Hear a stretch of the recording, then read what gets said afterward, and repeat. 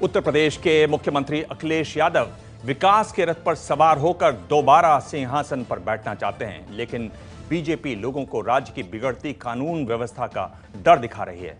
हालांकि अखिलेश ने पिछले कुछ समय में कई दागी नेताओं से दूरी बनाकर समाजवादी पार्टी की गुंडा राज की छवि को तोड़ने की कोशिश की है, लेकिन पार्टी का इतिहास उनके पीछे पड़ा है। क्या उत्तर प्रदेश की सरकार का स्वयं का जो कानून व्यवस्था का रिपोर्ट है वो उस बात की गवाही नहीं है कि यहां आए दिन बहन बेटियों पर बलात्कार होते हैं? बहनों भाइयों, अपनी सरकार आने के बाद यहां लॉ एंड ऑर्डर के हालात को हम चुस्त दुरुस्त करेंगे।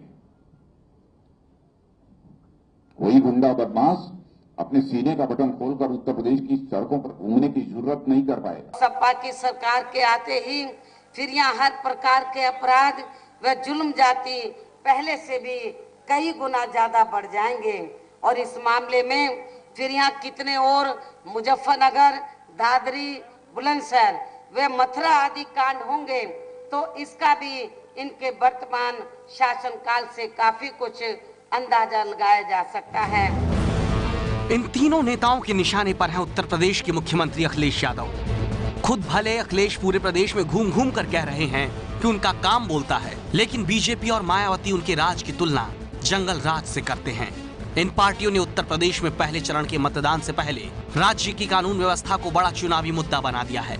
प्रधानमंत्री नरेंद्र मोदी ने बिजनौर की एक चुनावी सभा में आए लोगों को मुलायम सिंह के उस बयान की भी याद दिलाई जो उन्होंने 3 साल पहले मुंबई में गैंगरेप के आरोपियों को फांसी की सजा सुनाए जाने पर दिया था। कुनबे के मुखिया तो कहां तक कह दिए, अरे बोले बलात्कार तो होते रहते, उसमें सजा वजा नहीं होनी चाहिए, फांसी की सजा नहीं होनी चाहिए, ये लड़के लोग लड़कपन में गलती कर देते हैं, उनको माफ कर देना चाहिए।